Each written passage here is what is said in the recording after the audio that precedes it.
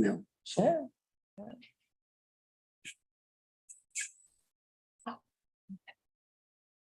It's sad when you see Schwarzenegger on the TV and he's 76 years old and thinking, Wow. yeah, no kidding, really. He's got many horses or goats as pets in his house too. Actually, it's got a horse, miniature horse and a miniature donkey I mean, in this house? in his house. They have breakfast every morning with him. Okay, so we're live, I believe, and we're ready to start our council meeting. October 10th, welcome members of council. We call our meeting to order. Madam Clerk. Mover and a seconder, please. Kelly. The draft agenda presented to council and dated the 10th day of October 2023 be adopted as amended by adding under in-camera section 239 subsection 2K Municipal Act matters pertaining to the Corbeil Park Hall kitchen renovations. All in favor?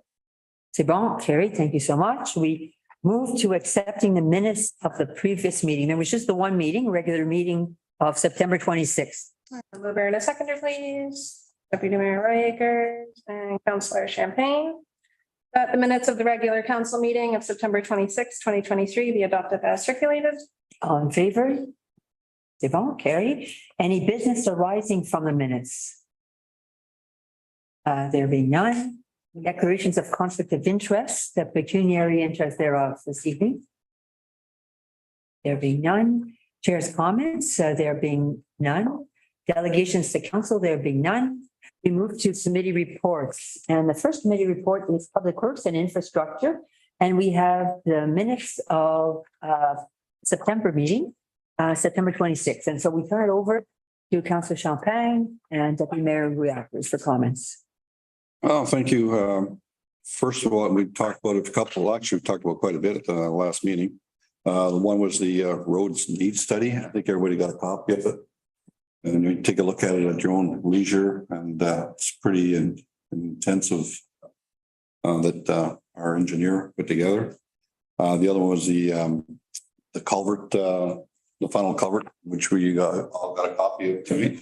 I got an opportunity to take a look at it, but again, you got to take a look at it because I'm not going to do all what it says in there all at once, but there's it's there. If ever we do a package or we do a tender or we want to apply for funding, we know exactly what we need, which is. 2 council members received it this evening so that you have it for the next committee meeting. Okay. After the next committee meeting, we'll bring hard copies for the rest of the council.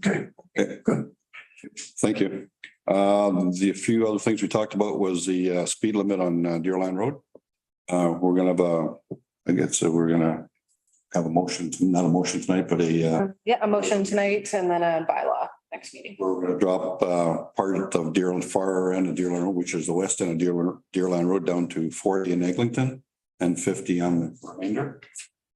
Like we talked before at the last meeting, we send out a survey and 75-80% of the survey people come back and they agree with the speed limit being dropped.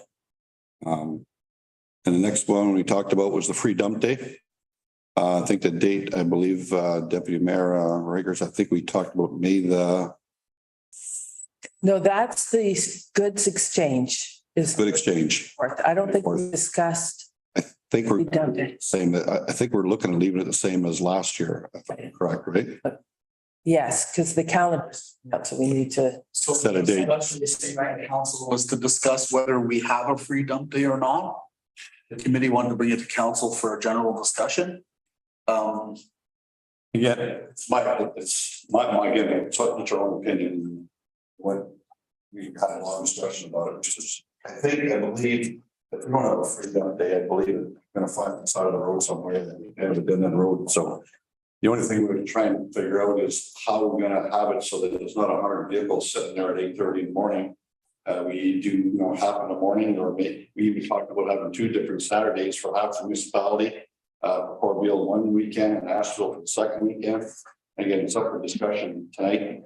Sure, we know we need one. It's just how we're gonna deal with it, that we're not worked out, and how to stop more than one vehicle coming in at 10 o'clock and coming back at 3 o'clock and the guy that's, people working at the gate or the lady working at the gate can't remember. You know, that's a big process, a lot of vehicles, I think it's 300 vehicles. They came through, which is good. But how do we deal with it? It's gonna be feasible for us and feasible for the. So again, so this question, so many more, any comment on that part of it? Be glad to hear. Well, there was also a discussion about putting in the mail out for, at the beginning of the year, when we have our first tax bill, putting in like a coupon for it so that it's spread out over the year instead of just on 2 days. So that was a suggestion, but it would be that then everybody could use it and then, because right now 300 people use it versus everyone, every household. That concern is that there's a lot of prep that goes in before that day happens to get the landfill ready. Then you get a lineup that day before we're even open, you got 300 vehicles go through. You need all staff there that day. Then after that happens, you need staff to take care of the landfill afterwards in terms of sorting everything and, plowing it and that, or, pushing the material. So the thought was, maybe there's something different we can do. Now, if you have 300 vehicles, you got 300 households basically, right, that are utilizing. But there's about 2,200 households in the community. So if you give a coupon out with a tax bill, you're gonna have higher usage than 300 households utilizing the coupon. So you gotta now start doing the math. If you get 2,200 households at $20, that's the revenue you're losing versus 300 at $20, right? But what's the goal? No dumping on the side of a road, so you've got to weigh all of that. So we tried to think of a way, like Council Champagne said, well, then maybe we have 2 a year. We have Corville on one day, Asterville on another, so that you don't get the same amount of traffic as the one day event. So that's what's kind of up for discussion. Councillor Kelly? I'm looking for comments now. Wait, comments now, yes. Well, I remember when we first started, and there was 1 or 2 enterprising individuals who went around their neighborhood, and all of a sudden they made about 10 trips in one day, and they were collecting money, we found out later on, from their neighbors. That happens. I'm wondering if what it would be, hire a student with a stamp, and you have to bring your tax bill with the dump. You stamp the bill, you only stamp it once. Yep. That's Or have You're talking to bond. about for the one day or 2 a year? one day, it's free. One day it's free. The free day, the student stands there and stamps your, show us your tax bill, please, click, stamp. You're good to go, accepted. Don't see the net tax bill again, I don't know. What happens if the tax bill goes to the bank? You don't get a tax bill, do you? You get 1 a year, only the final is what's legislated. So yes, if you're on a mortgage, you don't get a January bill. So another thing, yeah. Now, another thing what's happening, and you nailed it, is there's some trying to go in more than once, but staff are scanning the list for the address, because it's by address. Right. We've already come through. So what our thoughts were with that is you can run a software program like just say Excel and by address or whatever, or give them a book almost like an election, then you just cross out this address has already come through. So you give a book that's got everything by, Asterville Road to the B's to the C's. You just scroll and say, sorry, someone in the household's already been here. It's a lot easier than trying to go down a list to see. Like, because you could have someone from Asterville, then Eglinton, then I don't know, Corbeil, it's not alphabetical. But if you give a list, a pre-printed list of every household, that's what the list is, right? So that would speed things up as well. And Because we don't have technology there. We don't have the computer, things like that. We can get something. one thing I do know is if you give them advance notice, that you're gonna be checking addresses, they'll cut the scammers in half. Because no one wants to be embarrassed by saying you've already been here or you're doing it at somebody else. Yeah. And so knowing that there's a checking system alone will deter people from. So, which is a great idea, but what do you think about having 2 dump days, one Saturday and the following Saturday for half the municipality? Does that work? So if we do have the trade shows, we would do the 2 Saturdays prior. Prior, And that would be the same day as potentially the. Well, Well, you don't want to do that because a good exchange program is to put out at the road and whatever's not picked up goes to the landfill site. So that would mean then we would have to do the Good Exchange Day at the beginning of May. Then the 2 Saturdays that follow the alternate dump day, and then the trade show. So it's simple. So they have Corbeil, which is, or it's on your driver's license or it's in your address is Corbeil or Asterville. So Corbeil on one day and Asterville on the next What one. also doesn't work for that is you got a long weekend. Oh, yeah. One of those weekends is gonna be a long weekend and some will be away. And we will hear about it, right? So. Yeah. Like another way to go about it, and we've talked about having to, one of the topics was modernizing the landfill site. To be put in 2024's budget. So do we want bins at the front so that when a truck comes in or a car, they just put in a bin, they don't drive through? So that was the discussion I was gonna have at community level for budget. For next year. Maybe we leave free dump day the same for 1 year. But through, the next few committee meetings, come up with something for 2025. Or we go Corbeil in the morning and Asterville in the afternoon. It's already old, well. Problem is, if you're already in line and you've been waiting since 8:30 AM, you know what's gonna happen. If Asterville's the afternoon, someone from Asterville will be there at 8:30 AM in that line. Now, what are you doing? Letting cars start passing that person? They don't want to move. Just throwing, That's- leave Yeah, it makes it difficult. What? it the way it is for one more year. Leave it the way it is, Or start earlier. Can we start earlier at the landfill site?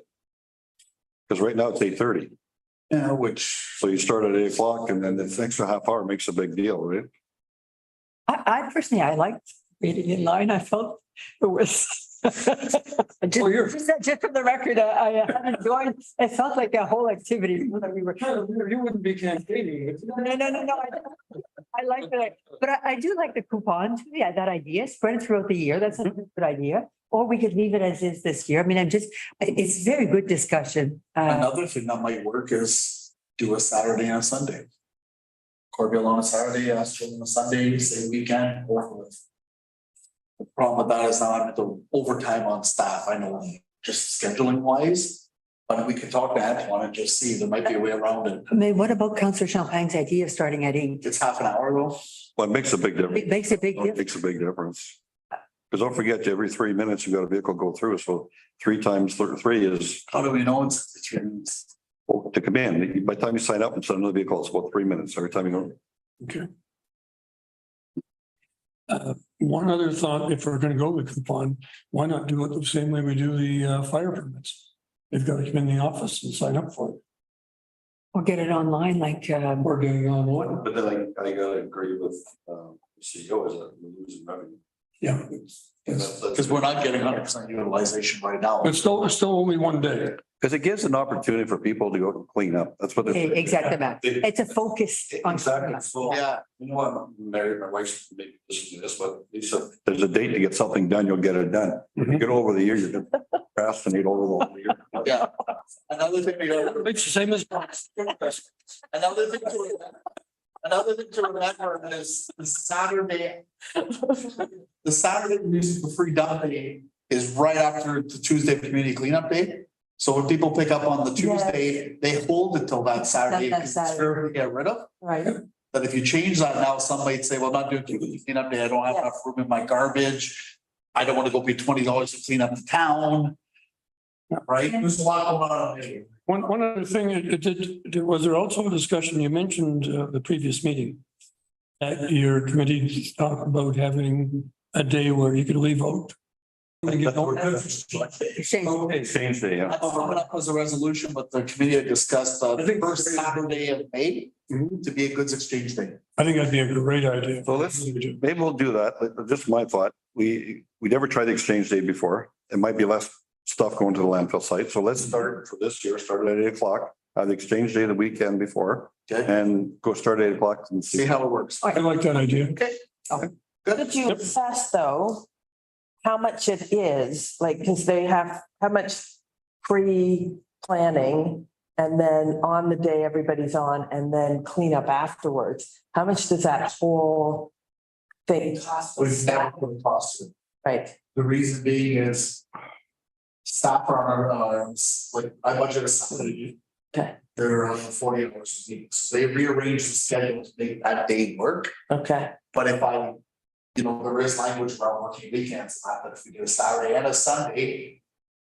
I need it elsewhere, then we might hit overtime or something. Right. Right now, they're just making it work where they know that's a day where everyone needs to be there. So instead of maybe working on a Monday, they're in on. And May's in between season. And Ice is gone. You're not plowing roads. right? again, you're dictated by the weather. I know this year was beautiful, it was sunny.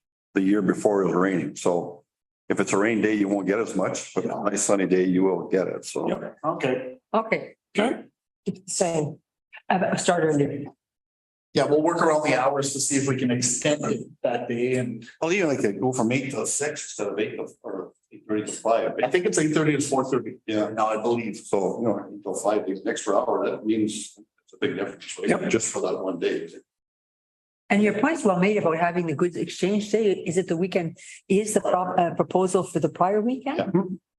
Yeah. Yeah, Okay. Yeah, it's on May 4th, it's on the, and that'll be that. Oh, yes, there it is. It's in the agenda. On the first Saturday of May every year now. It is council Grace. I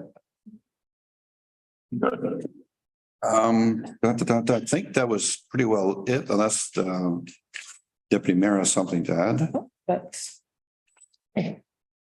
Now, the motion or the thing that's gonna get read later, No, we'll do them. resolution. Mover to seconder, please. Where Champagne. And Deputy Mayor Rikers. Whereas the Public Works and Infrastructure Committee reviewed the final road needs study report at their September 26, 2023 committee meeting. And whereas the committee recommends to council that the final road needs study report be accepted, be it hereby resolved that council approves of this recommendation. In favor?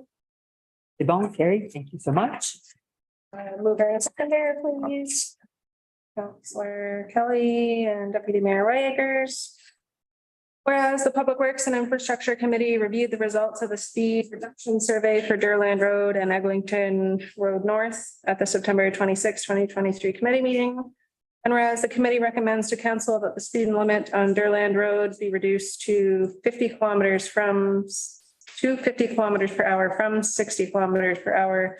And Eglinton Road North be reduced to 40 kilometers per hour from 50 kilometers per hour. We would hereby resolve the council approves of this recommendation and further that a respective speed limit bylaw be adopted. Favor? The bone carried. One more, mover and a seconder, please. Councillor Champagne and Kelly. Whereas the Public Works and Infrastructure Committee discussed introducing Goods Exchange Day at their committee meeting on September 26, 2023. And whereas Goods Exchange Day would take place on the first Saturday of May each year, commencing May 4th, 2024. Be it hereby resolved that council approves of this recommendation. Favor? Just one question, that's gonna get put in our calendar. Yes. Yes, okay. Right now, that was the big thing, was to get it in the calendar, then we'll do the marketing after next year. Okay. Everyone was in favor, say bon, passed. Okay, Beck, good work, good resolutions. So thank you so much. We move forward. There are no other committee that met. There are some that are coming up this week. Any further comments on any of the committees before we move on? There be none. Board reports, like there were no board reports either. A quick mention about the DSAP. I did want to bring the council's attention. Our CEO wrote to us an email indicating that there's a survey that's being done with respect to children's services. And it would be good for us as a council. I mean, we are providing responses, but it would be good if you have any additional comments to provide them. I think this is an important area. We've had citizens who have raised issues of childcare. We've talked about wanting to add an elevator at the community center for childcare. We've talked about different things over the past year. So if you could provide feedback, I think we're still good for probably tomorrow and a day, correct? I'd say it's almost like a week. The whole week, okay, yeah. So go ahead. Yes, please go ahead. You're probably familiar with it. Well, another thing we said too is recognition of Catherine Matheson Yes, we could send a letter. retiring, she is resigned from her position as of October 1st. And she's going to continue on in another role in another municipality. But so with the new person coming on, it's important that if there's anything we want to pass on, because CAO, as all CAOs, has a lot of influence in the direction of the DSEP. Yes. And so far, we really haven't been getting our money's worth, just my personal opinion. And not that we're in need, but we always have needs. As you mentioned, the elevator, and we've had a few other issues in the past. So it's time, I think, we made it perhaps an informal list. Because normally the new CAO, I will be having, as a director, I'll be having a meeting with the new CAO within 3 months after the new tenure of the new CAO, in which case I could bring up our recommendations and our needs and wants. But maybe once we have that, if we could start like a draft, I can start something tomorrow. Just pass on our thoughts. Yeah, and then circulate it and you could add to it, like, and we could build it. Collaborative effort. Collaborative effort, is that okay? 2 or 3 issues, because there's, as I say, we don't have, what we do, it costs between 1 and 1.3 million a year. And quite frankly, I don't think we get our money's worth. Fine, so it's, yeah, So that's just my personal opinion. okay, then good. So we'll be doing that in the next 4 days, get 3 days a week. C'est bon, okay. Any further comments? I know we're going to be discussing Castle Home this evening. And I believe we do have reports from the North Bay Parry Sound Health Unit. Any further comments before we move on? There being none, we come to departmental reports. There being none, no motions, none, bylaws, none, correspondence. And so on that note, Deputy Mayor Rouillacres, any items that you would like to highlight? So, I thought we should mention that we have the bill from the OPP and looking through that, and we have a discussion now, or do we read or just note it? RCO. On an annual basis, around this time, September, October, we get the billing statement for the next year for budget purposes. So this is the 2024 billing statement. There's no negotiating. The rates are what the rates are. This statement compared to last year is $7,600 less. So we have to budget $7,600 less next year for police services. That's kind of the info. You'll notice on it, there's reconciliation cost of about $500. They reconcile all this 2 years behind. So they reconcile this year, it was based on 2022. Last year was based on 2021. Last year, just to let you know, there was about $5,000 for the reconciliation. So $586,000 last year was the budget for 2023. Yep. Take off 5, you were about 581. The real figures to compare are 581 versus 578. You're pretty much there. So it didn't change all that much. The reconciliations will determines kind of the bigger hit, except this year was $500, so not too bad. It's been fairly consistent over the years. Once we changed the new OPP billing model, we had seen big increases for a while to get to where we had to be. Since then, there's not really been any big increases. Thank you. Yeah. Bonfield is having their Yes. Remembrance Day, and we're having it the day after, so. It is important. So that's what we comment to make, and maybe just to highlight we were just discussing earlier on the dates for the various ceremonies that sometimes East Ferris has attended. And so if we just publicly maybe state them, on the Thursday is Bonfield is at the November 9th at their cenotaph. That's what you're highlighting, and Deputy Mayor Rouillacres, that's in our, so we're all welcome to attend. Then on the Friday is ours here in East Ferris, and it is at 10:30 at the cenotaph. And on the Saturday, it's in Callender, and I believe the time is similar, but I'm not entirely certain. But we are invited typically to all of these events. So, but this evening we have Bonfield in front of us. Yeah. And then 2 more things. The AMO annual report for the Canadian Community Building Fund. And so I was going through that and going through all the different projects.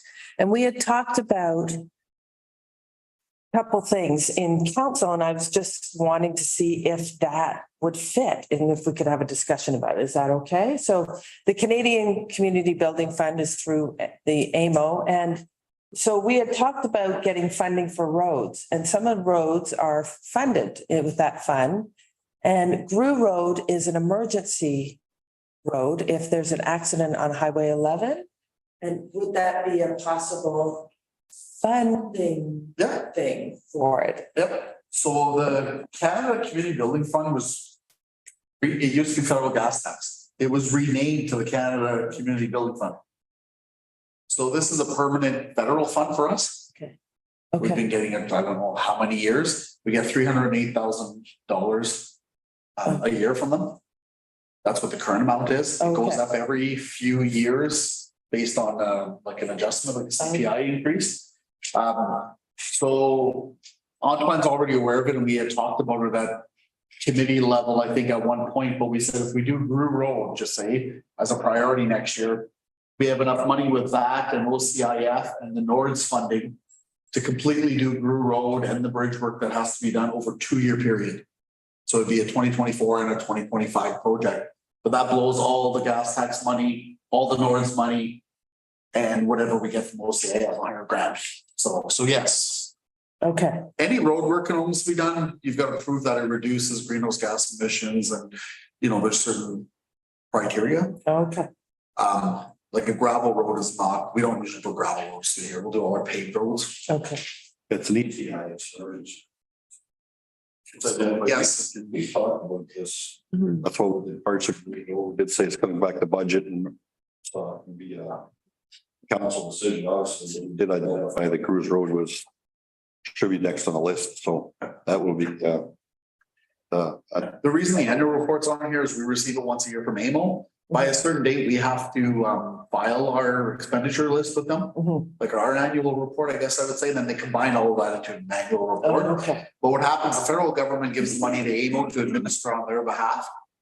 And they take a small percentage for administrative costs to administer it.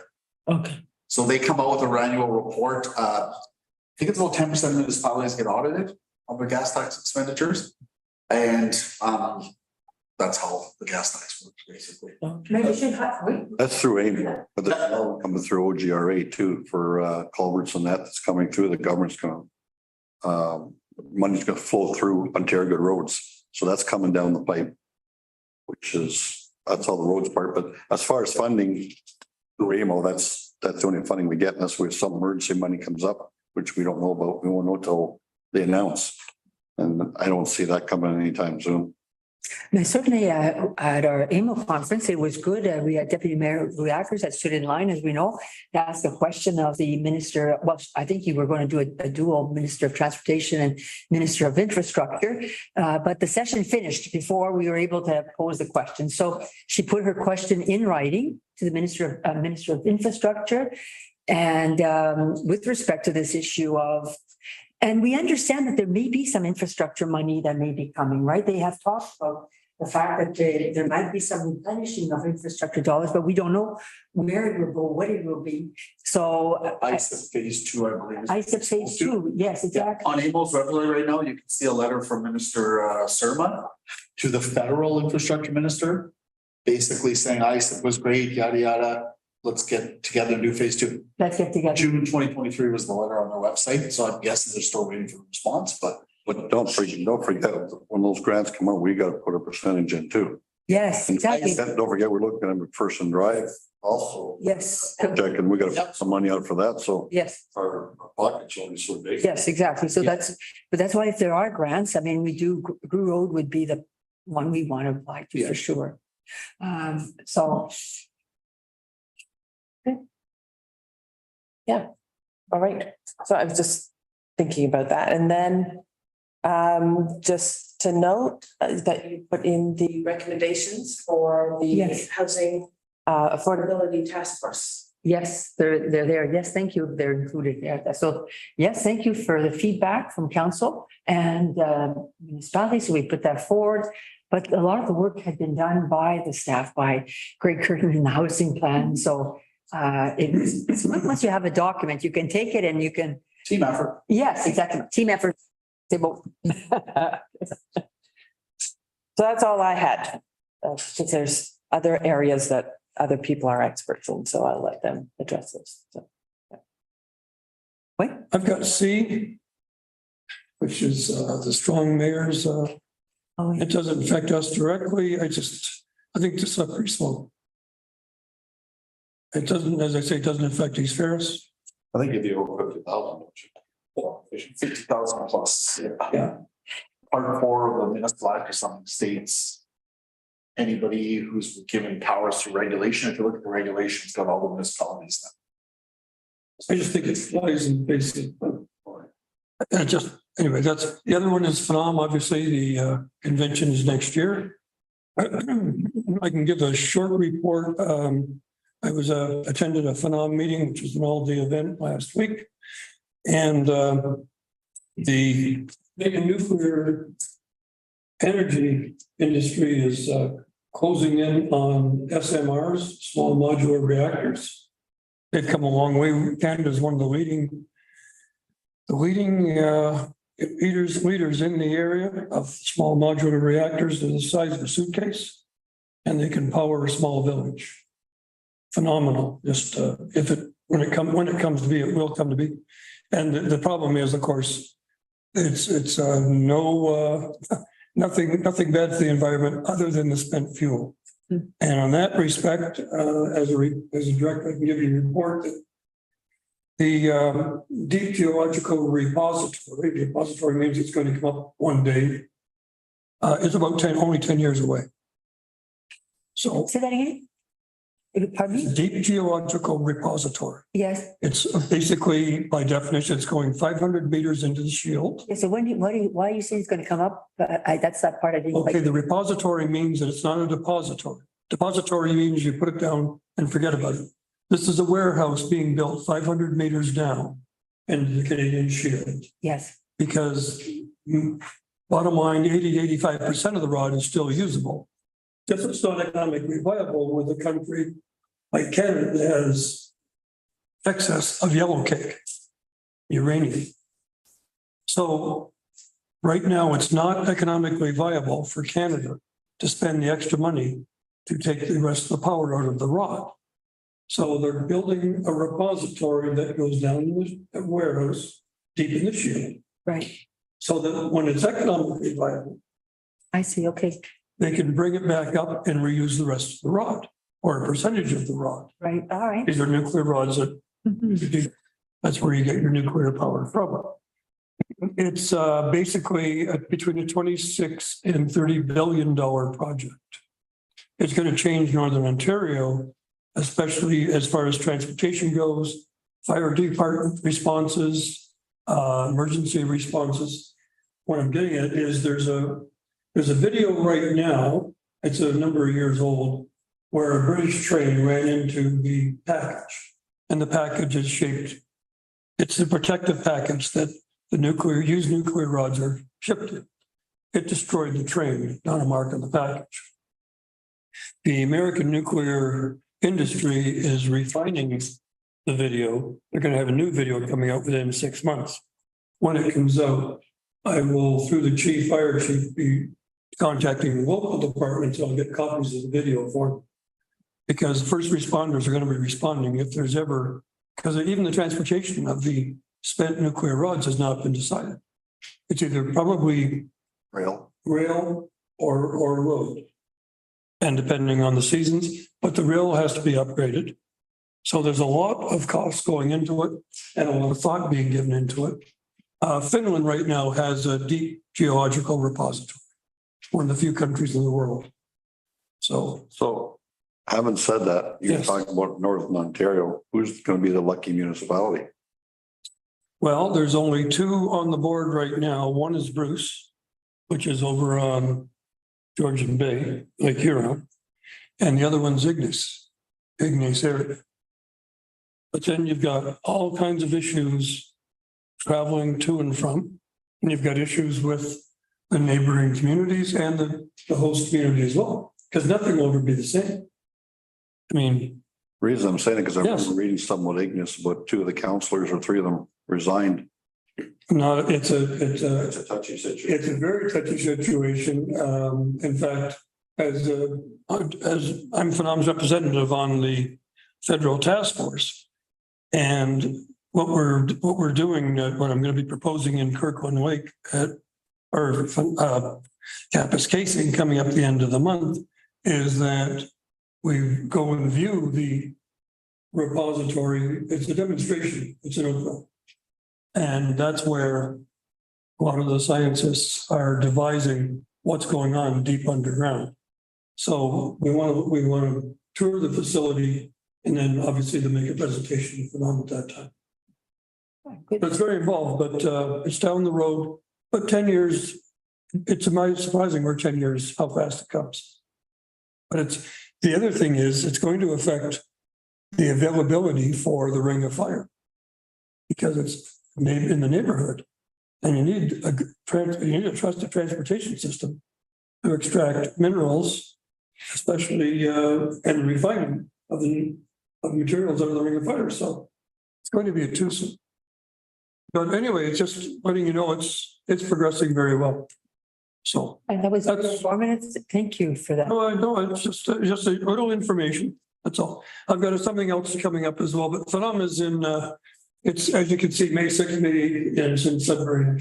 Mhm. So Oh, the other thing is I've got something else coming up, but I will mention that at a later time in the meeting. Thank you. Thank Under new business.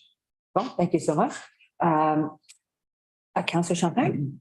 Yeah, just a couple, D, Town of Midland. I'm not exactly sure what they're asking us. There's no motion that goes with it. It's just a letter, right?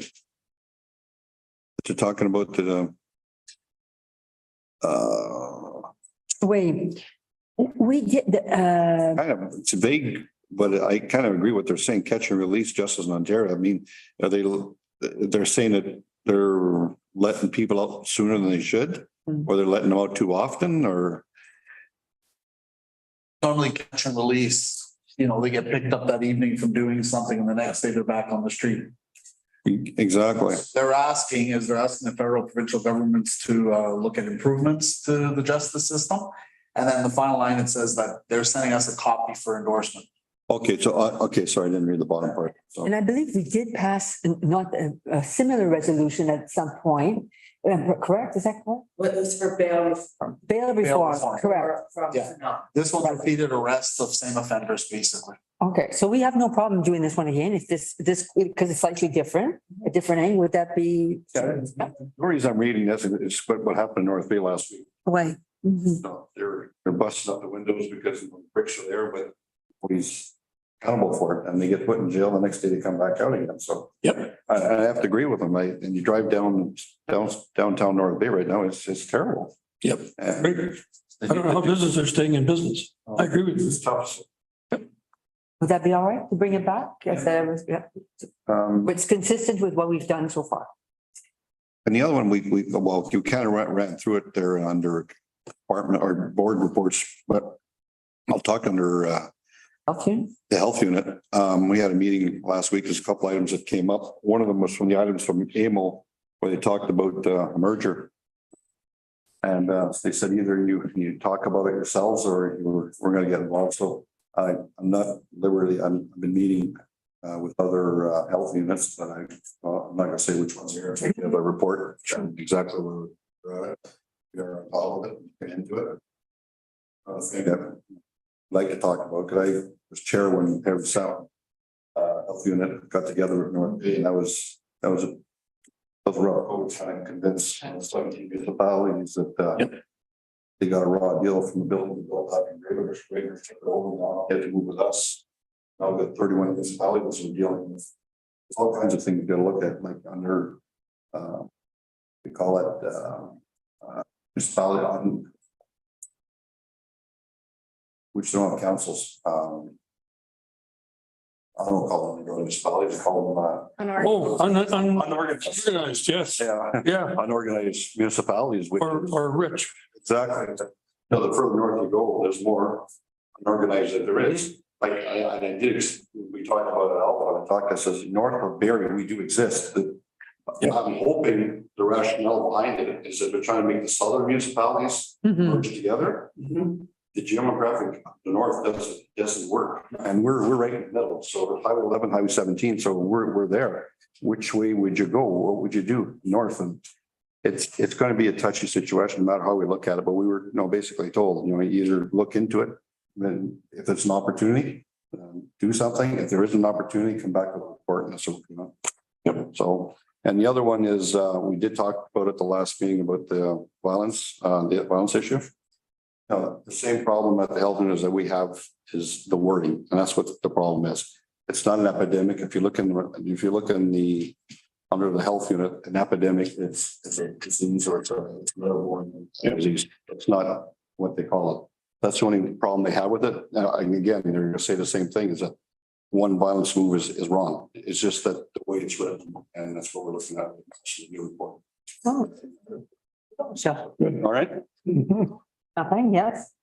Any comments? I wanted simply to make sure that the council was aware that in the housing affordability task report that we did ask for to be included as part of the 10% rural and northern component of the Building Faster Fund. So we're asking for funding. In other words, we put that in our cover letter as well, that we be a candidate for that funding. So just wanted to make sure that that was highlighted. And it works hand in hand with our Housing Accelerator Fund. They would work in coordination, I guess, to some extent, if ever we were fortunate to have both We did look today for an update on CMHC's portal and still says under review. under review. So we've not received any news. It's good that you check, eh? That's well done. I'm thinking if there's an approval, we're gonna hear about it before seeing it on a portal, but you never know. I've seen it. both You've seen ways. it the other way. Okay, beyond that, no, we come to action items, approval of correspondence. Mover and a seconder, please. Councillor Kelly. Deputy Mayor Akers. Council approved the correspondence and information as circulated with the agenda of October 10th, 2023. On favor? C'est bon, carry, thank you so much. Girl for support, so we have two, I believe. Mover and a seconder, please. Deputy Mayor Roy Akers, and Councillor Kelly. What are we looking at? This is, so we're in town of Grimsby, establishing a guaranteed Oh, livable income. Yeah, I think you had brought that forward, eh? Yeah. no, I didn't. No? Did you bring it forward? Okay. The Council for the Municipality of East Ferris supports the town of Grimsby's resolution regarding establishing a guaranteed livable income. All in favor? No, I've got this going. Discussion, okay, discussion before? Yeah, I do too. Go ahead, Rick. The only problem I see with this is that we're trying to guarantee funding. I don't want to sound ridiculous here, but I remember growing up, we didn't have the money, we found a job, we did what we're supposed to do. And today, it seems like we're giving more money away than what the populations are saying, that we can't find enough workers. Why is it that we want to give to the needy, which they are needy, but give them more money, no incentive to go to work? That's the only problem I see with this. That's what really gets me kind of stuck in between a hard place, because I see everything. I'm tired now, but I mean, you see other people are trying to get people to work and you can't get them to work. There's signs on the doors, can't open after 5 because you can't get people to work. But there's people on the streets, they're just getting handouts. Mhm. And I understand it's not for all of them, but some of them. But if you keep doing this and keeping it, make it affordable for them to stay on the streets, it doesn't help. That's just my opinion. Again, I don't know if anybody else does, but it just, What? I have. Wait, Councillor Kelly? Yes, I've got a problem with it. I know firsthand that in some cities, and I come from Southern Ontario, there's 4th and 5th generation welfare. It's looked on as a career, quite frankly. And it's very unfortunate, and it's not the majority, thank goodness, but there are. So my problem with it is the way it's written. It's like a guaranteed income, whether you're working or not. And I'm certainly not going to be sitting saying, no, I'm going to, I don't want to be in the position of rewarding someone for not getting a job. So, but I do agree that the minimum wage needs adjusting. They just did some. I don't think they did enough. But then you read about some corporate CEOs making 15 and $20 million a year, and I think that's total insanity as well. So I don't know where the balance is, but I would not be voting for this the way it's written simply because it's a guaranteed wage. It doesn't say anything about having to have a job. So, but I do agree that either the cost of living has to come down, or in my opinion, then the minimum wage has to go up. Because, and I do agree with the numbers. I mean, looking at the numbers, and the argument was, well, if housing costs $2,000 and $1,500, $1,600 a month, and you're only making $1,200, $1,300, you shouldn't have to decide whether you're going to eat or have a roof over your head in our country. There's something wrong. What I did bring up, I mentioned it here, I believe, but I mentioned it at the last DSAB meeting, is that during 1937, 38, there was a corporation started, and it was called the Wartime Housing Limited Corporation. And they built some over 46,000 to 50,000 homes in a very short time. And the homes are still around today in all the major cities. And they were bare bones. They were 3 bedrooms, living room, kitchen, dining room, so forth. But the thing is, they're still there. They made them available at affordable rates to buy at the end of the Second World War. I think it was disbanded in 1947, which the war was over at the end of 45. And the corporation, the head of the corporation was a very smart gentleman, and his staff, as Jim Piggott was his name. And he recommended to the federal government that they continue on with the program who had been so successful. Because now we got shanty towns. I don't know if you realize it. Southern Ontario's got shanty towns in any open park or open spaces. And that's what's going on. It's just wrong in our country. So there's got to be an answer. I don't think a living wage for anyone, whether they got a job. As I say, I don't like the way it's written, so I would never vote for it. But there is a serious problem. We've got families in homes, not just individuals. So it's a serious problem. But I'd like to have some more information about it. Okay.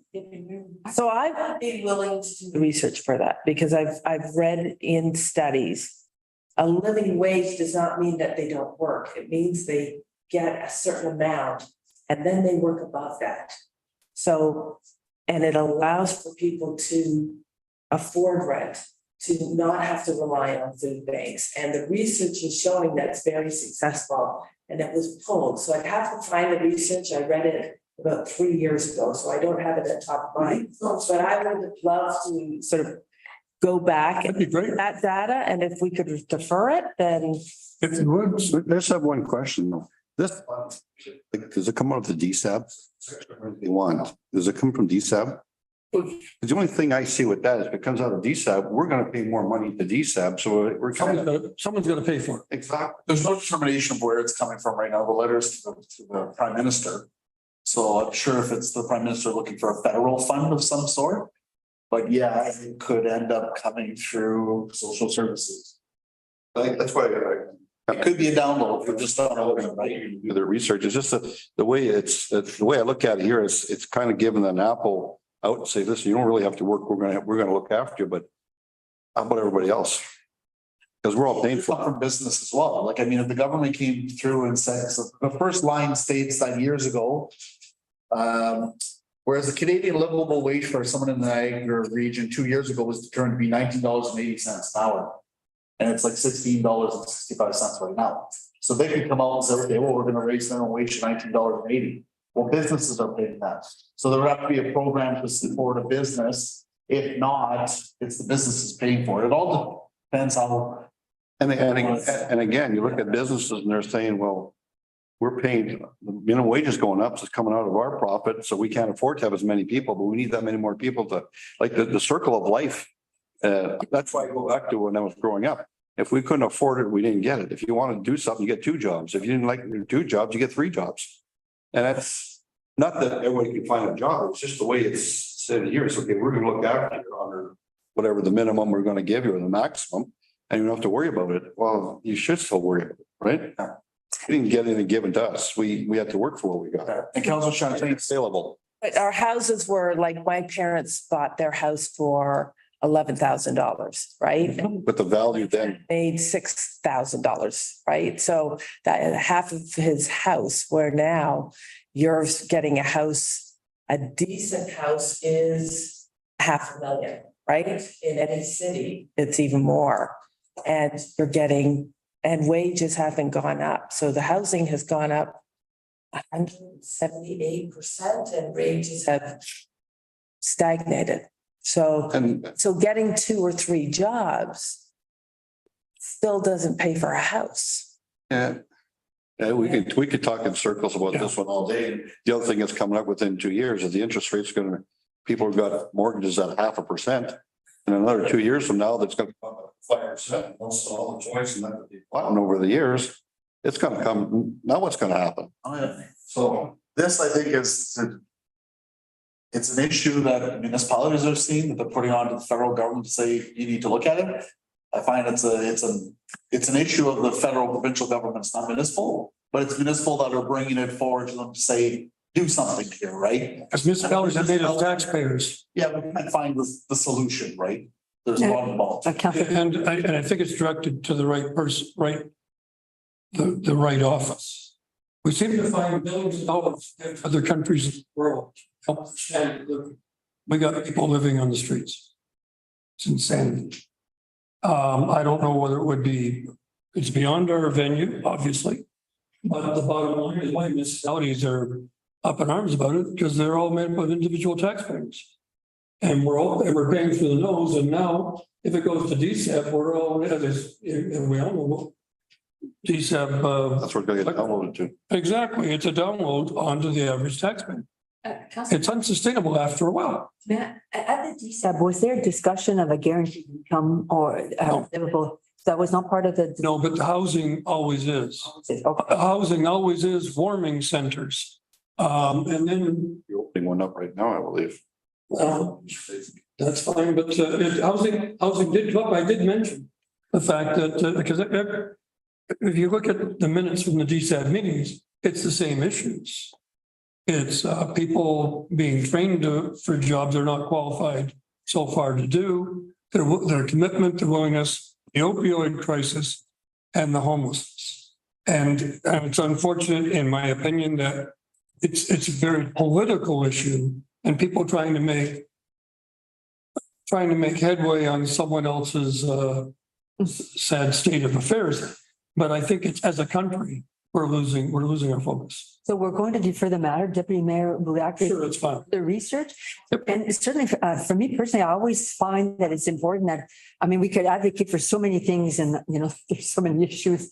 Mhm. But if to bring it back to what's current in our financially issues for our citizens, and I think that's always a good angle for us to take it. So we'll look forward to the further discussion. Good. Okay, They stated that they throw it on us and we've got to make the hard decisions and nobody else does. And unfortunately, it's the way it is. Like 5 people got to make a decision if we're going to send this or not send it. Yeah. And we're talking about stuff that really doesn't affect us too much here, but affects us out of North Bay right. or other regions, right?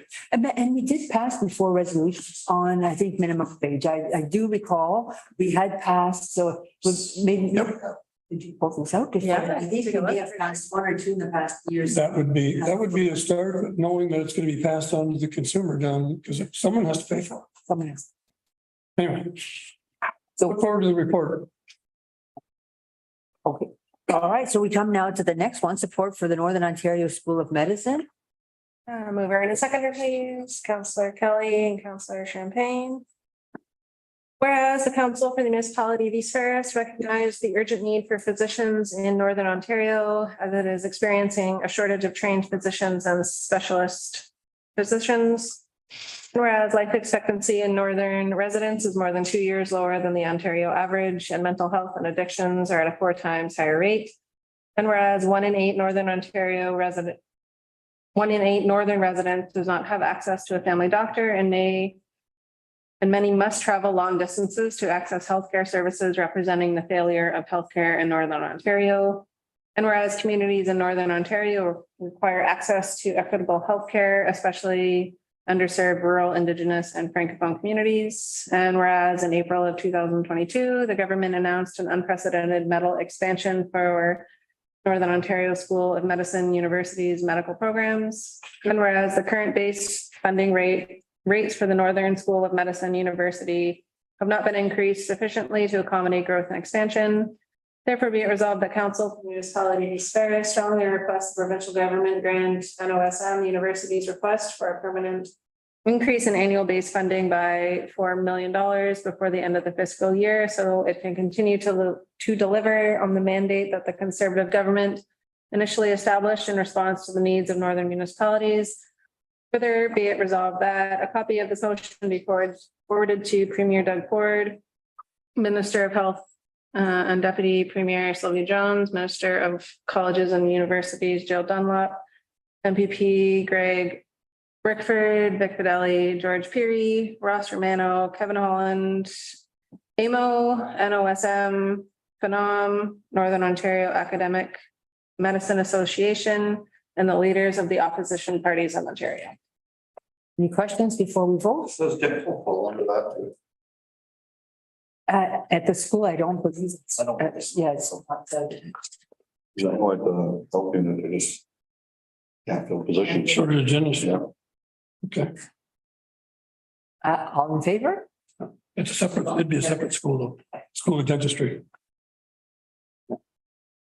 Should be, you should have one, yeah.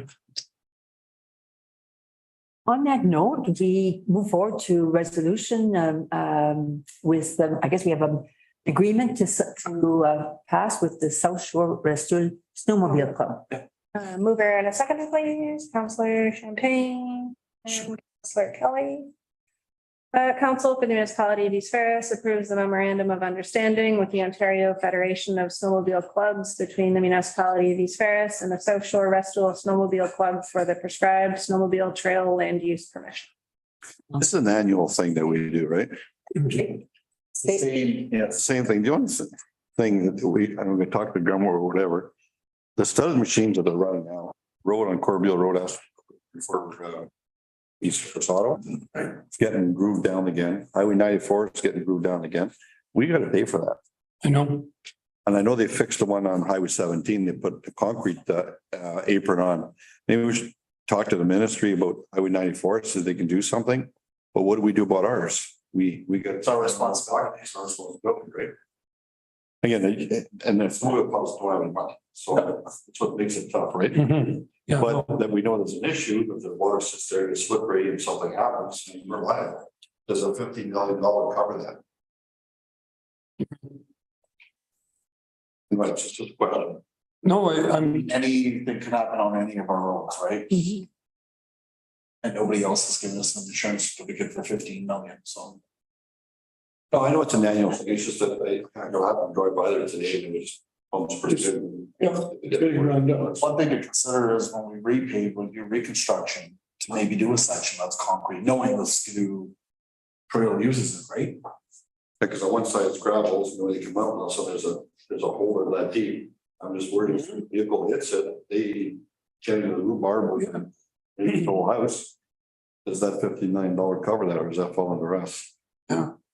Big question for insurance. Okay. It'd be worthwhile when we do reconstruct a road, because I can think of two different things. I knew someone who worked for a company that did the runways at airports, like special concrete. It's made to withstand incredible impacts. And if you drive to Ottawa, as you go past Deep River, you come to Petawawa. Well, there's one section there where the tanks go. Yeah. And that's why it's especially hardened concrete.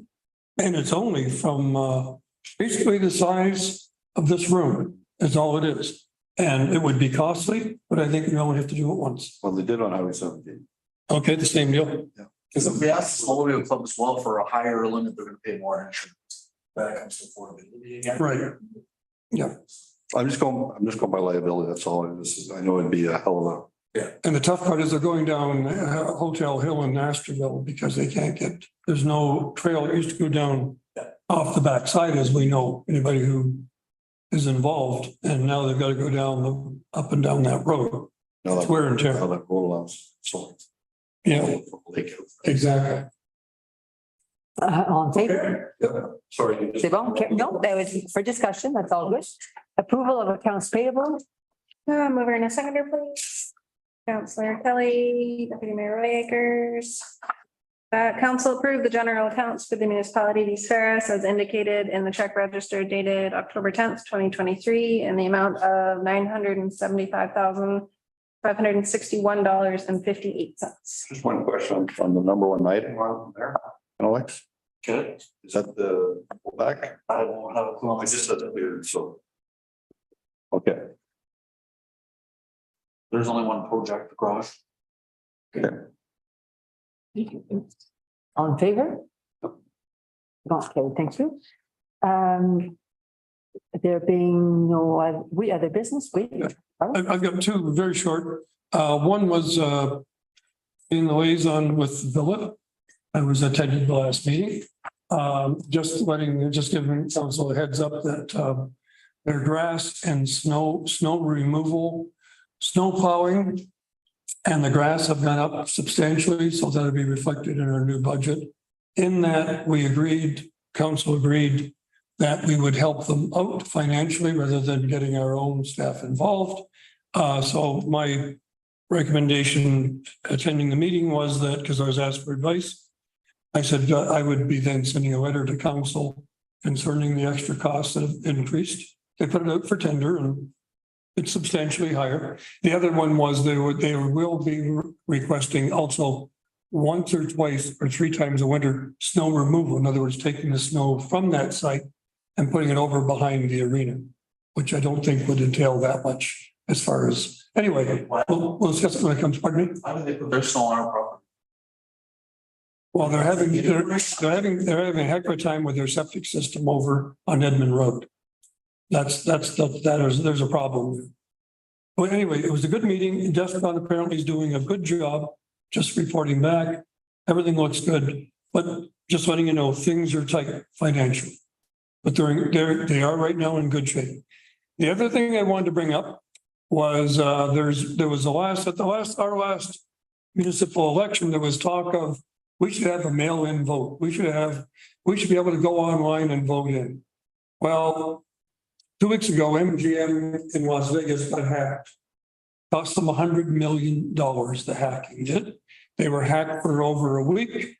The hackers demanded 60 million, I believe. MGM gave them 30 million. So I'm still in favor when the time comes that we show up and vote in person and put an X on the paper, and that's who you elect.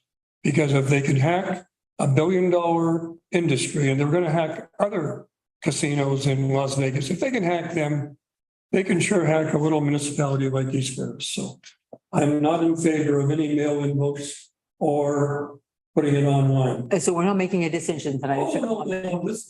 Yes, it's strictly for information. Information, yes, I'm sure people know what happened. correct. C'est bon. Passing it on. Thank you. That's all I have. Any other, I can't top that one.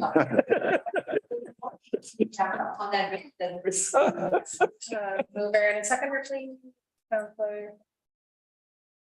Sure. Counselor Kelly. This meeting proceeds to in-camera session at 7:04 PM under section 239, subsection 2K and H of the Municipal Act in order to address matters pertaining to position plan, procedure, criteria, or instruction to be applied to any negotiations carried on or to be carried on by or on behalf of the municipality or local board relating to the Living Road Quarry. And information explicitly supplied in confidence to the municipality or local board by Canada, a province or territory or a crown agency, or any of them relating to Castle Home, as well as the amended item, the Corbeil Park Hall kitchen renovations.